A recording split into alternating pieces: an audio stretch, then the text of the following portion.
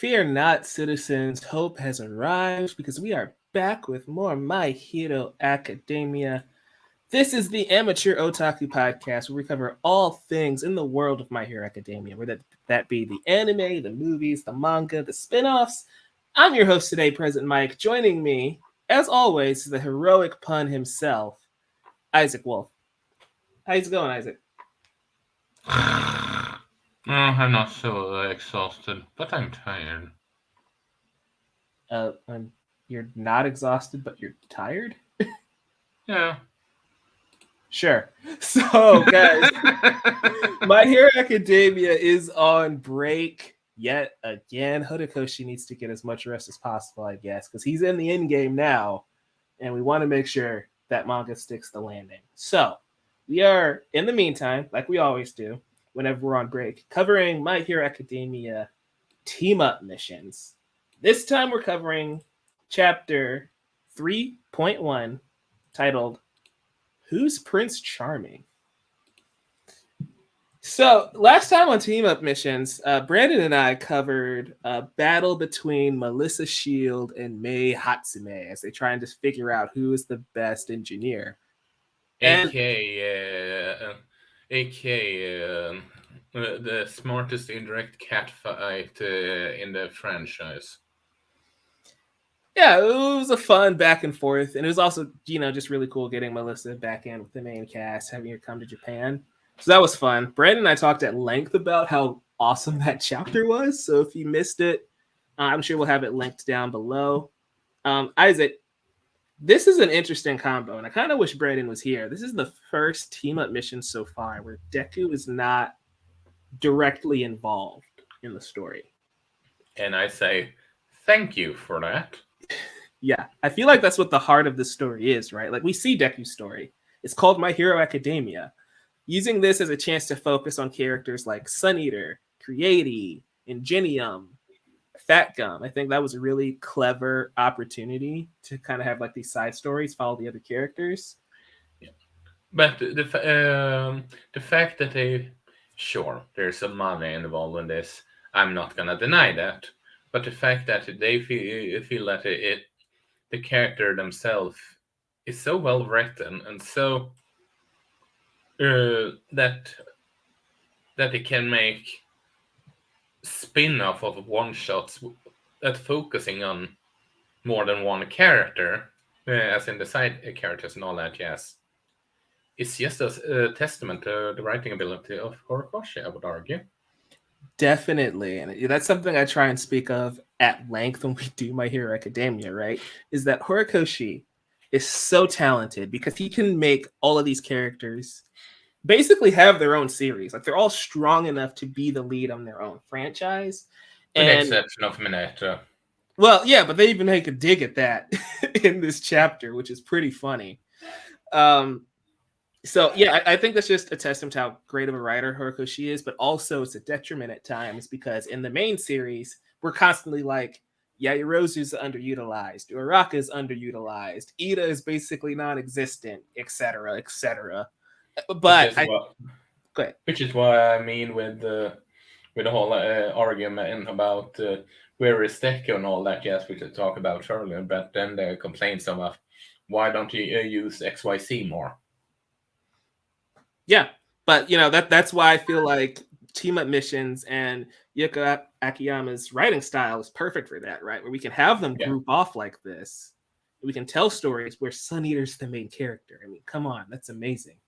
With Ingenium and Creati supporting him along with Fat Gum, I just thought was a really cool touch. But we can get into the nitty gritty of this story. If you haven't read My Hero Academia Team Up Missions 3.1, it's on Viz Media for free, essentially. It's $2 a month. You get all the manga you can from Viz there. And if you're not in the United States and don't have access to Viz, I'm pretty sure you can buy the volumes because I know that they're on sale on like Amazon and stuff here. So you should be good that way too. Isaac, this is an interesting one because we start off the chapter with just a random villain attack. But it gets like taken down pretty quickly. But we zoom in on this girl who is rescued by this dashing hero. She doesn't know what he looks like. She just wants to find him so she can thank him properly. And that's the entire backbone of this story. I mean, for a one shot, it makes. I don't know if I would say makes sense, but it fits within the realm of My Hero universe. It's not totally ridiculous, but it's also like, where are her parents? Type of deal. I mean, they could have still lost track of her when they run or something. Right. So it feels like the perfect thing would be find her parents should be the plot of the book, but it's not that big a deal. It's just kind of a funny thing to point out. Yeah. So we get Tenya, we get Yamomo coming to Fat Gum's agency, and Sun Eater's already a sidekick there, or he's training under him. So that's our core team. That's the team up in this episode, this chapter, I should say. And what do you think of this pairing? This is a very unconventional pairing of characters, which I kind of appreciate. Like, what do you think this kind of dynamic we have going on here? I mean, we have the guy, a person that needs to be fat in order to absorb damage. We have the guy that essentially gets powers from what he eats. We get the girl that can create stuff from body fat, so she doesn't need to be fat gum size. She still needs to keep her food in check. And then we have Mr. I can't stand still. I'm all over the place, burning calories like that. I see you trying to make that through line there, and it worked for the most part until you got to Ida. Yeah. What I'm saying that is Ida is the one that breaks the mold. Yeah, he's the head scratcher. I like how Fat Gum just says fat-based quirk buds, which is just a funny little joke there. But yeah, that does make sense that they all need food to basically be effective, which is probably why. So, and I never really thought about that. That's probably why Sun Eater sticks around with Fat Gum, right? It's because you can kind of mentor him in that aspect of like having to carry food with you into battle so you can quickly re-energize, or so he can pull out different body parts. I guess it's weird with Sun Eater's power. Yeah, but yeah, I think that's an interesting pair, and it's a great point you had there on why these characters are put together, and Ida's just here to hang out, which is hilarious. I don't know if you noticed this. Okay, I'm sorry. You say the panel of him just crashing into a fat gum, but I'm sinking. The first time I saw it, I just burst off laughing, honestly. Yeah, it's moments like that where I really wish that these would be animated. Like, My Hero Academia is making OVAs coming out fairly soon. And it's like, these should be the OVAs. The team up missions, those should be the filler episodes. Amen. That's just my thing. But one thing that kind of stuck out to me, I don't know if you noticed this, but the constant misspelling of Yaoyorozu's hero name. Like, I don't know if you noticed that. They spelled Creati wrong every single time. It's Creati with an I, not Creati with a Y. I didn't think of that. That's one of those things where it's like, yeah, Horikoshi didn't write this. He would have remembered that detail. You knew their name was Creati, but you missed that it's spelled with an I and not a Y. It's a small thing, but it stuck out like a sore thumb to me while I'm reading it, and it took me out of it a little bit. Yeah,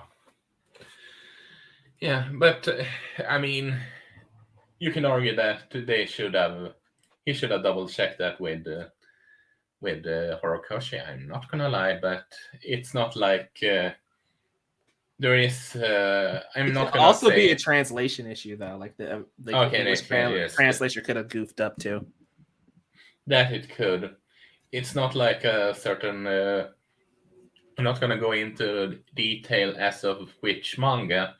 But there is a certain manga that I'm currently reading during the fight that you literally see in some of the panels They haven't updated on the Manga Plus where I read it. It's the first version of it. You see the characters being drafted. They're not even finished drawn. And yet they published that chapter on Manga Plus. And this is why we don't complain when Horikoshi Sensei takes breaks. That is brutal. Brutal. I don't know how you allow that to happen. You just delay it at that point, right? And it's the ironic thing is that mangaka went on break the week after. Probably because they realized that the mangaka needed some serious help. So, back to team up missions. We have our 4 characters get tasked with helping this little girl named Hime find her Prince Charming. And it's just kind of it's cute. It's a cute story. It's just one of those things where Ida and Yayorozu don't get a lot of action. Like sometimes they're involved in the story, but they don't get the action like set pieces like a Bakugo or a Todoroki would. And so from the jump, it's basically just them walking around trying to find a hero that fits Hime's description, which is just he had blonde hair, which he doesn't even say until halfway through the story, and he was a very dashing looking hero. Also, I have to say, when it come to the cameo in quotation mark of Momoa and Bakugo, I'm just, for once, I wouldn't mind seeing Bakugo beating the shit out of another schoolmate. Manama and Kachan are a funny dynamic because that's something that they set up in season 2, right? During the sports festival. Yeah. they had like a back and forth.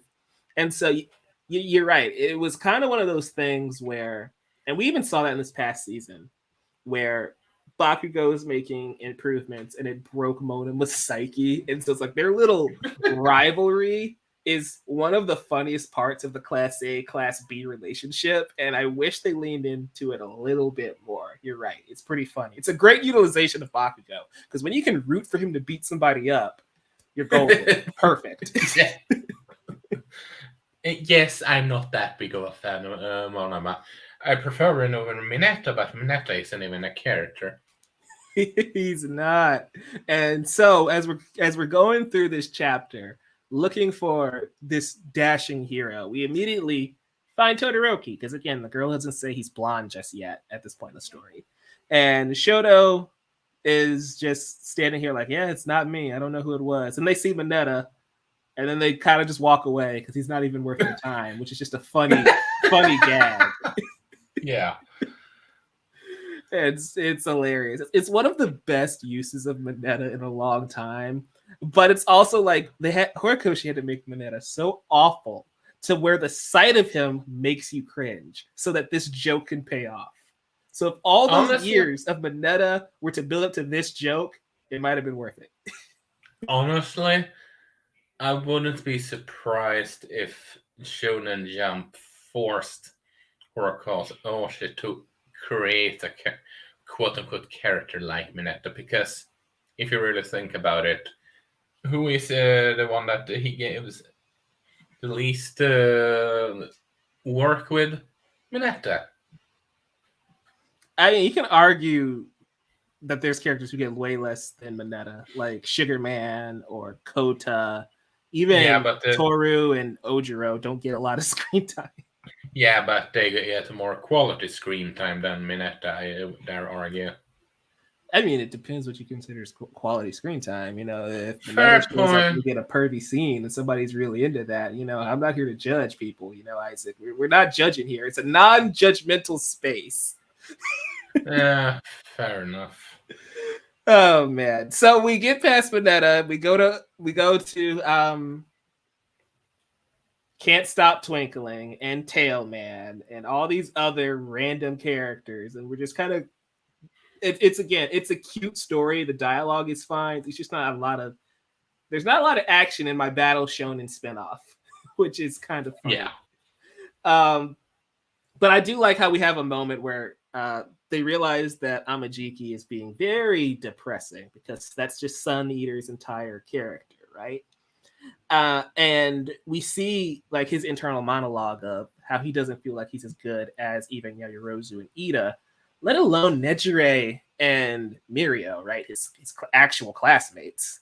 And so what are your thoughts on like how they handle Sun Eater as a character? Because we kind of have moments like this in My Hero Academia. He's just not around that often, so it's probably not as effective. But I thought like seeing his point of view and then seeing how he ends this story really comes together. And it all kind of ties together really well to give him a really satisfying like little story arc here. Honestly, this their focus on him that at the end and all that, yes, and like you said, his monologue and all that, yes. It's a prime example of what we talked about before. I wish they would have focused on more heroes, sort of like that. Like in the mainline story? Yeah, and Sun Eater is a perfect example of a character that would love to see more of.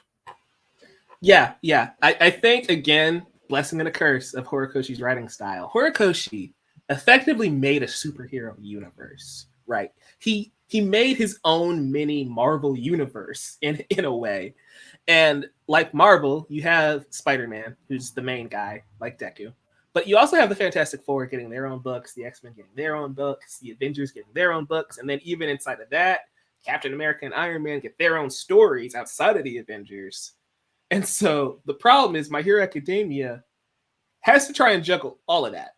It's kind of like the Marvel Cinematic Universe, right? Where the Marvel Cinematic Universe has to juggle all those characters in a very limited amount of time and space. And so, from what I've heard, I haven't been able to keep track on it as much. Currently, it started to become very convoluted. The MCU? Yeah, it has. That's a conversation for a different podcast. But my point is the MCU doesn't have the freedom of Marvel Comics because there's so many different writers, so many different stories being told there. My Hero has the same problem where he has to tell the main story because if he deviates too much, it's like, where is Deku? Where is Bakugo? What's going on with Shigaraki? And it's like, well, we can't tell a story with Sun Eater if we need to focus on Deku and Shigaraki. And so I think, again, that's where Team Up Missions really shines. That's why I keep harping on not a lot of action is in this particular chapter, but a lot of story is taking place and a lot of like character interactions are happening here. And I just think they handle it really well, which is why this is becoming one of my favorite spin-offs, really, because it works so well as a companion piece to the original My Hero Academia and even Vigilantes to an extent. So, I can agree on that. Nice. I can certainly agree on that one. And it just makes me just even more being surprised because, sure, Bones doesn't do just, or do they? What do Bones right now? I'm pretty sure Bones is primarily just doing My Hero Academia. Yeah, they have another project right now, but it feels like they're just the MHA studio at the moment. They did shows the Tiger and the Fish. Let me check here. There's a reason why I checked this. Here, yeah, you check that out, and I'll just progress this along a little bit. So we run into Monoma and Bakugo and Kaminari, which is pretty funny. A funny interaction because again, they did Full Metal Alchemist Brotherhood. Huh. Yeah. That's why it was so exciting when they took on My Hero Academia. MHA doesn't quite have the same quality as Full Metal Alchemist Brotherhood at all times, but you know, both are very great shows. Oh, it's Space Standard. That was a fun one. So I love the interactions between Kaminari and the rest of the group because they have no respect for him, just like Mineta. Yeah, looking at this, I'm just thinking based on what they have currently. I'm just sitting here wondering why not hire? Because let's face it, My Hero Academia's sales like butter, and it's a high profitable for them. It's like Why don't it's they? a top 5 manga in the world, isn't it? Yeah, it's along those lines. Yeah. And I'm just looking at here and all that. Yes, and I just why not start doing team up mission? Why not do with Atlantis? Although there's more and more indication of that's gonna happen soon. But just if because I mean, if this was let us say this Disney or Warner Brothers that had it, we all know that they would do vigilantes and team up missions in a heartbeat. 100% they milk this franchise for all it's worth. That's a very good question. And it even goes back to like My Hero Academia has been doing OVAs just about every single season.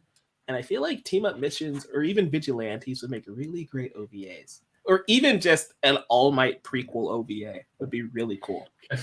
Yes, I am not saying that they should do quote unquote force. There is a difference between doing a Boruto and doing spin-off when there's actually a sequel. And now, excuse me, I'm just gonna get that obligatory Naruto bar and put a coin in it. I mean, you mentioned Boruto, not Naruto. So I think we're safe for now. But you get my point. Boruto formations just like obligatory. We need to cash it in. That's why we just force something out. Yes, that's the general feeling I get from Boruto. But we need to do a Boruto episode just so you can get it all out, man. You clearly have some pent up anger against that. If we do that, we need to force Leah being a part of it. We don't force anybody to do anything, man. We're heroes. We're heroes. Okay. We don't force it. We don't force anyone unless it's Brandon and I have some batshit insane old school anime that we should do a commentary track on. Oh man, this has gone off the rails so far, so far. So are you that surprised? It's us two we're talking about. The sad part is this is a spin-off manga that we're covering, so the odds of anybody even listening to this episode are surprisingly low. And that was going to be my main point, right? It's that, yeah, it makes sense for Bones to make these episodes. But the problem is you run into, like, how do you brand it? Do you just call it My Hero Academia? Do you make it a new series and call it MHA Team Up Missions? Because then it'll be just looked at as filler and nobody will want it, and people will get angry that they wasted 10 episodes on these filler stories. That's the catch-22 of it, right? Or they can just, how should I put it? If they need more time for specific story arcs, but they want to have a long season, just have them in between. They are way better filler worthy than that. The beach episode. Yeah. This is a much better material for fillers than that beach episode. Selkie fans are going to be so mad at you right now. What did you say? I said Selkie fans are going to be so mad at you right now. Yeah. I pissed off so many fan bases. What on other fan bases doesn't even matter right now. He doesn't mean that MHA fandom. You're cool. So MHA fandom is cool in general, but you get what I mean. I'm just trying to steer the ship back to this chapter. But yes, and the resolution for that chapter is kind of funny. Yeah, I'm just gonna throw all the notes away and be like, hey, villains show back up. The no-name villains at the beginning of this chapter show up. Sun Eater takes charge. leads everybody into victory, essentially, which is really cool. It's just really hard. Like, maybe you're better at this than I am, Isaac. It was really hard to keep track of this battle. Like, How do you visually, mean? it was confusing. I did not know what was happening half the time. I mean, what's confusing that used to know what try and steer you in the direction, so to speak. So I guess the thing that was kind of confusing to me is that Sun Eater's powers are infinite.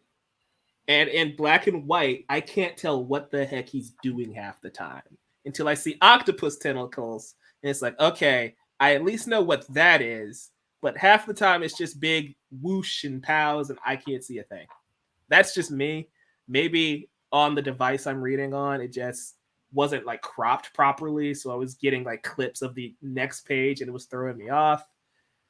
Either way, I thought the action was kind of hard to read for me, at least in this chapter.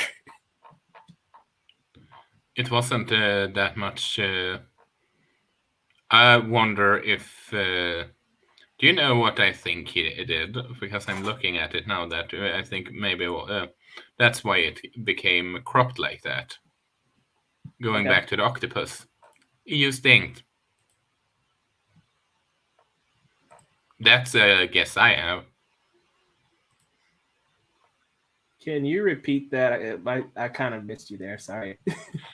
The way it's drawn, I can just misjudge it myself because I'm double checking here right now. The chances of him using ink, I mean, he's using octopus tentacles. I mean, good point. That could be why we have so many action lines drawn. And again, we can't show the manga panels for those reading or listening. So if you guys want to just follow along, this is like towards the very end of that chapter. But yeah, like you were saying earlier, Isaac, the resolution of this chapter is amazing. So Fat Gum throws a super, super duper punch at these bad guys, and he becomes slim. You know, he's in his low fat version, Fit Gum, as we like to call him on the show. And that's the hero they've been looking for the entire time. That is so dumb, but so funny. It's like when Uncle Iroh found the lotus tile in his sleeve that he was looking for an entire episode. Same humor.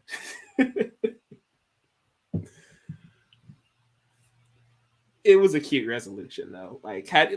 How did you feel? Like, did you feel like that made it a waste of time, or was it just like, oh, that was funny? I think that's a funny punchline, so to speak. Oh, yeah, definitely. It was a punchline, wasn't it? If that was a pun right now, I didn't even think about it. I mean, he threw a punch and then turned skinny, so yeah. I'll leave the puns to you next time. Yeah, and honestly, I've the whole the big panels of thanks, you're kind of radiant too, Sun Eater, and that was kind of adorable, actually. Yeah, but of course, he needs to end it off with that is the source of my suffering. Anxiety, my old friend. Hello, anxiety, my old friend. But yeah, I think that wraps up this chapter. Overall, I had a really fun time with it, and I agree with you that focusing on characters not named Deku, even though Deku's on the cover of this one, which I thought was hilarious, he's not in the story whatsoever. And I think it probably was way more entertaining that way because we don't get to see these characters, one, interact with each other very often, and two, like Creati and Ingenium just don't get a lot of screen time. Neither does Sun Eater. So seeing all of them come back and be very prominent characters was really fun. I hope we get more like these as we continue forward.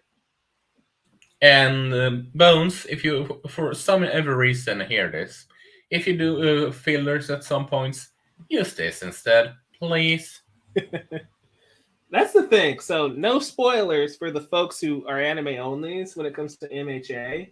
I don't know if we have enough time for fillers now, Isaac, because we're in the end game. I know. I'm just speaking if. Yeah, I know. I'm just saying, like, I don't know. Like, even if they wanted, that's my point of, even if they want to do team up missions, I don't know if you can fit those in anymore because it'll just be full throttle until the end of the show. Yeah, I can agree with you on that. I was just speaking as a if.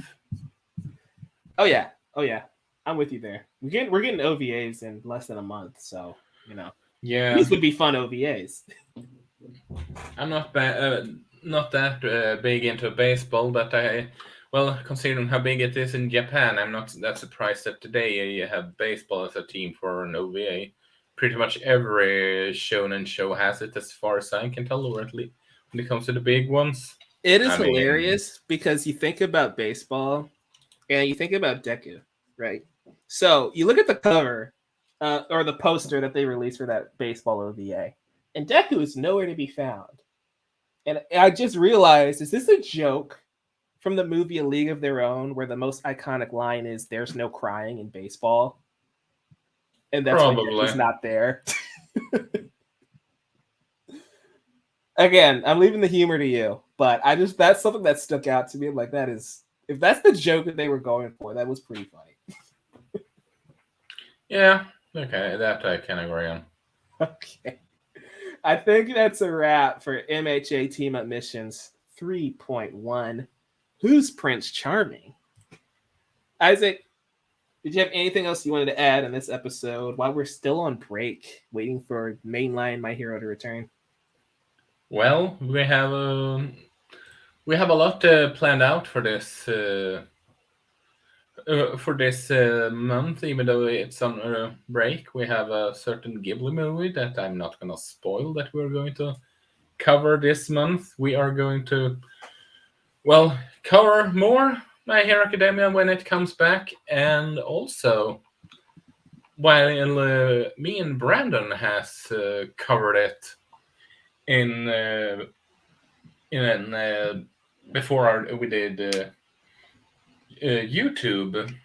Mike hasn't watched this show in particular, so I felt that now with Brandon being on break, sort of like from a vacation point of view, and although it looks like we might he and I might be able to push out some recordings for Kaiju and or Doron for these weeks, I just felt, why not have Mike watch that specific show and see what he thinks, because it's a show that both me and Brandon thinks deserve more love than what it gets.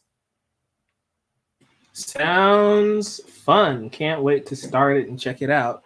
So stay tuned for that, you guys. If you want more from the podcast, you can just subscribe here on YouTube.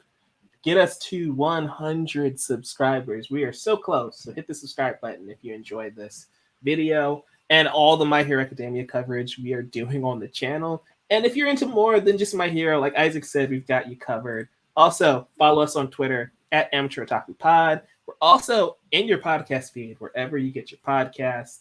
Isaac, where can they find you online, man? Well, you can find my work at Bobum Entertainment, and you can find me over at Dumblemaniac on Twitter. Nice. You can find Brandon at the ScarletFan52 on Twitter, and me at Novice Cinephile on Twitter, and everywhere, like youtube.com/Novice Cinephile, where I do non-anime work, but also an absurd amount of anime videos are on that channel if you want to check them out as well. And with that said, we'll come back to team up missions fairly soon. But in the meantime, we have My Hero Academia and Vigilantes that we're working through. So we'll catch you guys in those videos. Until next time, go beyond. Plus Ultra. Plus Ultra.